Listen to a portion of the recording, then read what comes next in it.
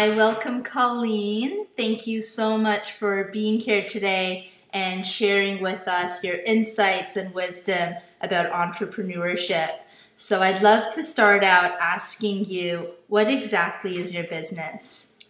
I have a full-service PR firm. So we do media relations, event planning, everything full service. That's amazing. And I'd love to know, is this your first business, or are there businesses that you've done before this that helped you along the journey?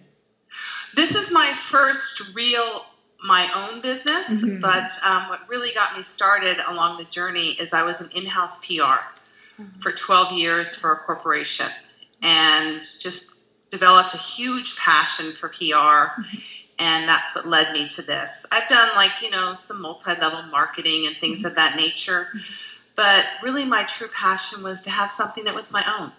That's awesome. And how many years have you been in this current business? In my own business, 2 years. Okay, that's amazing. And so I'd love to hear a little bit about the journey.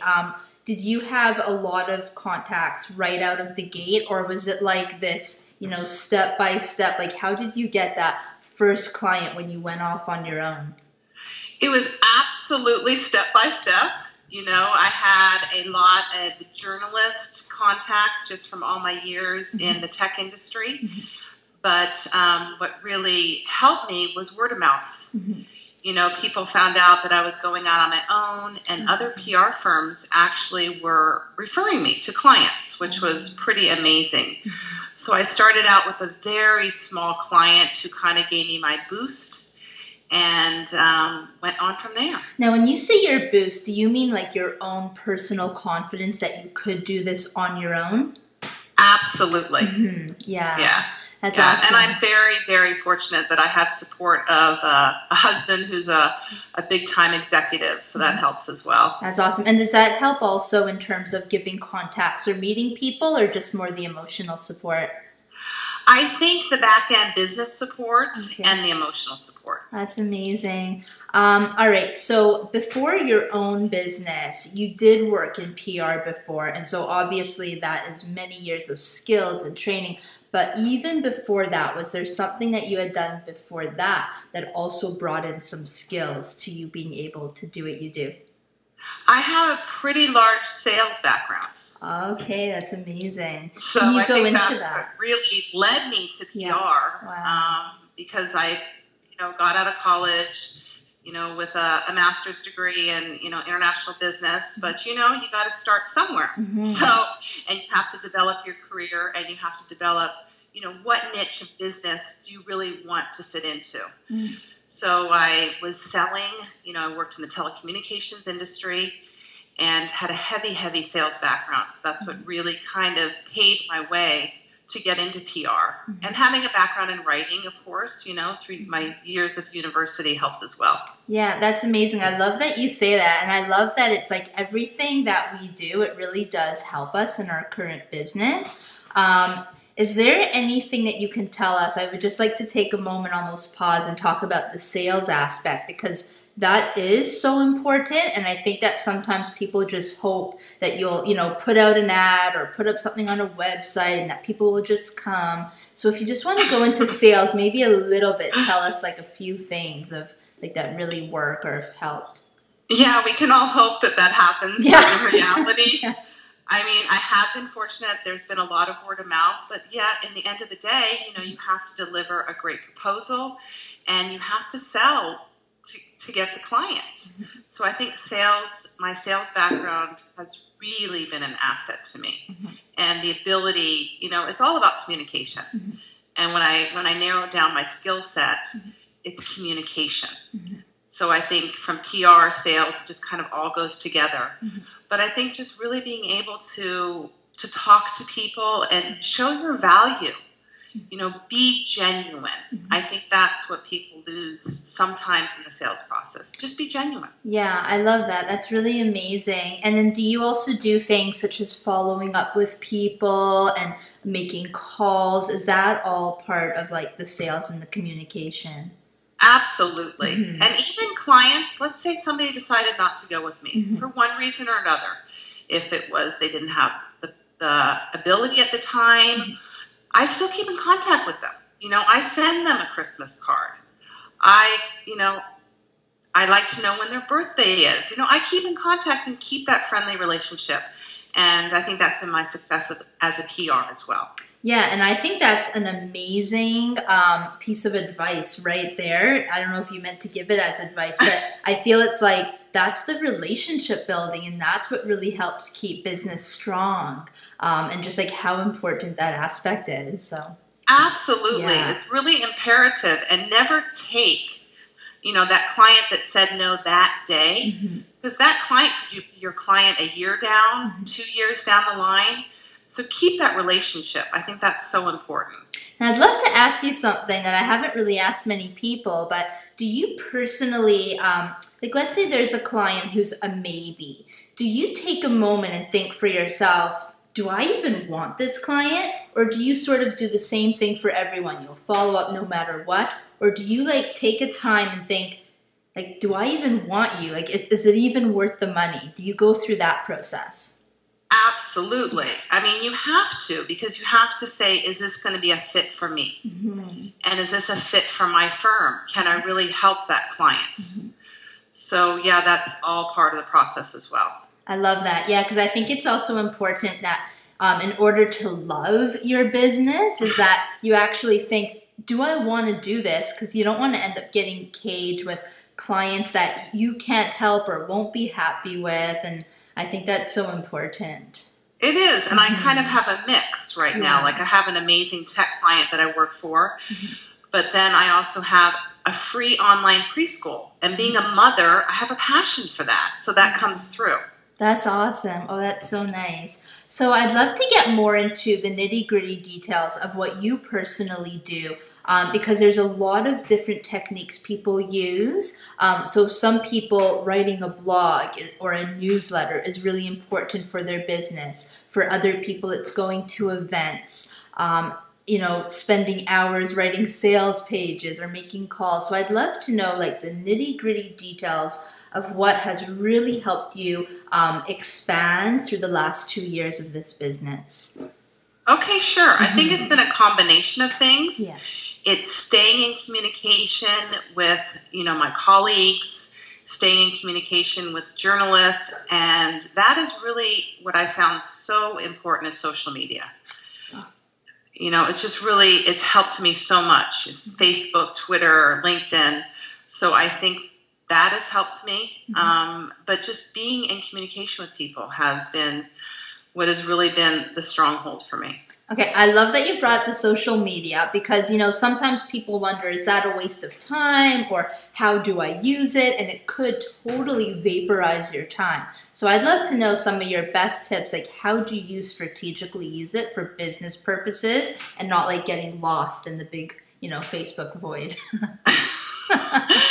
I think if you're looking at what people are posting about and you're really reaching out and creating true relationships, that it helps. It's not just, oh, let me just do my daily post. You have to engage, because if you're just pushing information and you're not listening or commenting or being involved in social media, then I do think it's a waste. That's awesome. And so when you say commenting and stuff, do you mean, let's say there's someone that you have liked and you see their post, like perhaps you share or you comment. I love that. Is that what you mean by the relationship building? Absolutely. And be genuine. Yeah. You know, you've got, it comes through. Yeah. You know, because it's social media. So how you are in your personality needs to come through. I love that. Yeah, because I think that a lot of people think, you know, you can just put up your post or just market your newest program or offering and that's it. But it's like you have to go beyond that, beyond just posting and like to actually engage with other people. Absolutely. It's kind of like, you know, where the party is going on might be your website or your blog. And these are all the touch points that you're looking at to bring people into the party. But, you know, how do you act in the party? You talk, you're social, you're not contrived or things of that nature. Yeah, and so would you say it's even like a focus on giving? Like when you're commenting on someone else or sharing someone else's stuff, is it like it's coming from that place of giving? You're not like, and come on over to my website. Yeah, absolutely. You're there to help. If you have that viewpoint, that I'm truly there to help, or I'm truly there to listen or learn, or whatever that viewpoint that you have, it is genuine then, you know? And I absolutely do not like when it's just like all self-promoting, you know. I don't think it should be that way. Totally. And then have you found that that either the owner or other people seeing you comment, they end up seeking you out and, you know, asking for your advice or services, or how does that loop, you know, come? Yeah, that's how it happens. It's interesting, you know. And then, you know, people who know me before said, "Oh, I didn't know you opened your own PR firm. I have a person over here who's looking for a PR." So that's just kind of how it's all happened for me. That is so awesome. So I'd love to know, like, if there has been any growing pains through the process, what they were and how you overcame them. Of course, you know, there's always losing the client, or, you know, they can't have a PR anymore. So you're like, oh, okay. And you have to shuffle around and get a new client on board and things of that nature. But it's not the same, absolutely not the same as, you know, going to work every day and having that steady paycheck, and you know everything's going to be there, and you have those benefits and all these kinds of things. But the benefits so much outweigh for me the risk. That's amazing. Yeah, and I think that's a big thing. It's like being in business for yourself means uncertainty, and it's that you don't have that steady paycheck, and there is no guarantee that your 8-hour workday or 16-hour workday is going to give you any money that day. It's like there is not that guarantee. Right. Yeah. Right. And over the past year, I've had, you know, the great fortune to have a wonderful primary client, you know, so that's really been helpful. See, and I think that's a great piece of advice there. I feel, and let me know if I'm understanding this correct, it's not necessarily about having hundreds of clients. It's almost like if you can get even just a few really good ones. Is that where the magic is, would you say? I think so. You know, don't overstretch yourself. Yeah. If you can't deliver excellent service to, if you can deliver mediocre service to 10 clients, don't do it. You know, give excellent service to 2 or 3 clients, or whatever you can handle at that time. I love that. I think that's such important advice, and that people need to like hear and incorporate. And then I'd love to ask you and hear your opinion. In order to make that happen, is it then inevitable that you have to charge more, or provide more value, or both? Or how do you see it on that plane? I don't think you have to charge more. You just have to create more value. Okay. Yeah. Yeah. Yeah. Because you're going to have different clients. You're going to have ones that are a quick project, and maybe you're working on that big client, and you're always that's kind of almost your consistent type of income. 1 or 2 clients. And you're going to have project work that comes up, and project work might be billed more expensively. Let's say somebody wants a 2-week project. Well, if you're going to have to kind of drop some other stuff for a client at that time, then you might want to bill that a little higher. Okay, that's awesome. And then just shifting gears a little bit, I feel you've sort of told us a little, but I'd like to hear more. Are you someone that you go to those formal networking events, or do you go to other type of events where you meet people? Like, do you do basically local networking or events, and do they help in growing your business? You know, I have done some of the, you know, after work type of events and things like that. I haven't found them as useful as, like, you know, I'm fortunate that I belong to a country club, and, you know, I meet people through there, or just different places, you know, where I just network and meet people and grow from there. I love that. And so, because like the idea of a country club, I mean, I could see that as a parallel to going to a gym or taking a class, or basically doing something that's fun and enjoyable. And it's not like coming with a stack of business cards saying, take one. It's more like, it's more real. So if you meet someone and they're like, oh, what do you do? And then you just naturally tell them, is that the type of, like, you know, relationship building as opposed to like formal networking that has helped? That's what's really helped me. I would like to do some more of the formal networking and see how that goes for me, but I haven't really had it to need it yet. I love that. I think that's so great because I think a lot of people, they question, do I need to do that? Or they go to a few and it seems a little stale. And I love that what is working for you is just like really being social, like really just meeting people where it's not like business is the primal focus, but it ends up helping your business anyways. Absolutely. Yeah. You know, but I wouldn't tell somebody not to try it. Yeah. Because everybody's different. You know, what works for one person might not work for the other. That's amazing. That's so good. But it is, you know, it's hard. You walk into a room, you don't know anybody, and you just have to kind of put your best foot forward. Yeah, definitely. All right. So since you are in PR, I'd love to, if you can share with us, what are like 3 of your top strategies? Like if someone was to, let's say, try to do it themselves, do you have any like advice or wisdom to share there? First, what I would do is find out all the media who covers your particular product, service, whatever that thing might be, and get to know that in one way or the other. It's not always easy. You know, maybe start small. You know, look on social media. What are they writing about? What are they talking about? But don't just pick up the phone and say, "Hi, cover my product." You know, you got to. You know, people want to do stuff for people who they know. I love that. Yeah, I think that's really, really, because it is a relationship, and you have to view PR in that light. It's not like the journalist is here and the PR is there. There is that relationship that has to be built. And if you want to start small, you know, write a press release or hire a PR. It doesn't have to be at a big, you know, retainer, but maybe you want to get a couple press releases out there. Put it on some free wire services. There are free wire services. Okay. So definitely that, because that will also help your SEO. You know, if you have press releases or articles out there, they're improving the ranking of your company.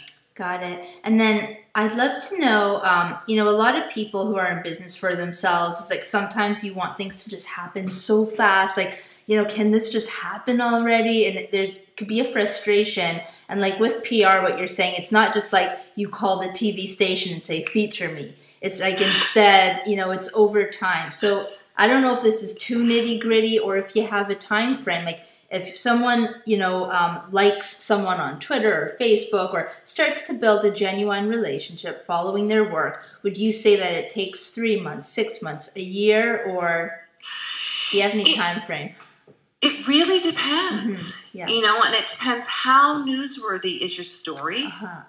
You know, so let's say you have a super hot, amazing story and this big event going on or something like that, it could be immediate. But if it's not as, you know, compelling, spicy or whatever you want to call it, it might take a little longer. That's amazing. I think that's really helpful to know. And yeah, so one thing that matters is the actual story. Like, is it press worthy? And the other thing that matters is the relationship and, you know, if you're in constant contact with them.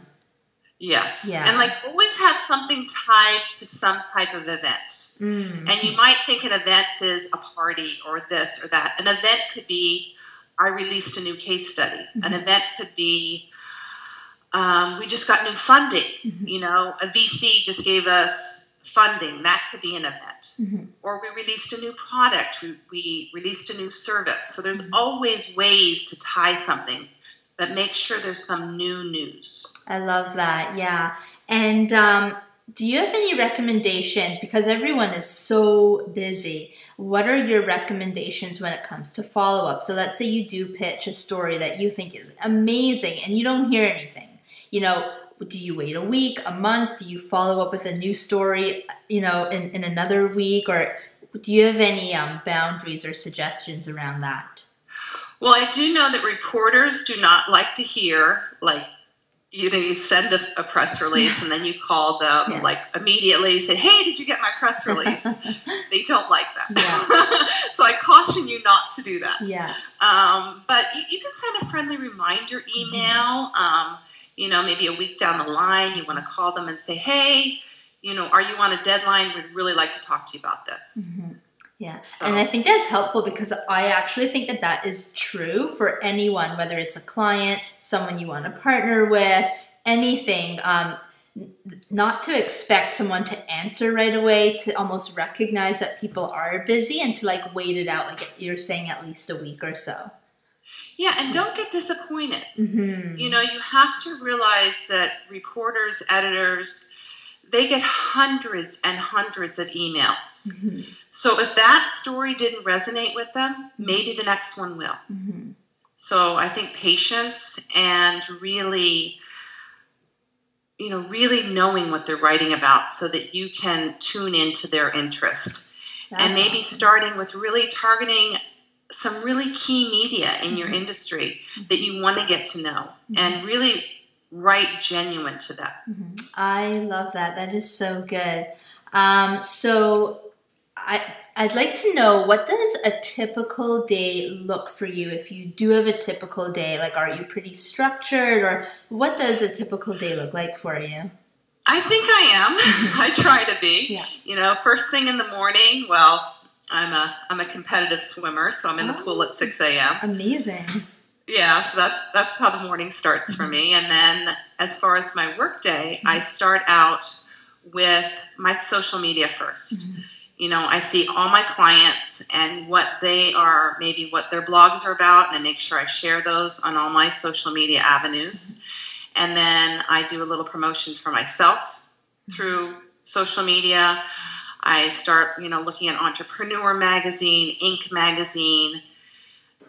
And that's like, social media probably would be like, maybe my first hour of the day. And then I will switch over to more pitching, you know, and let's say my CRM client.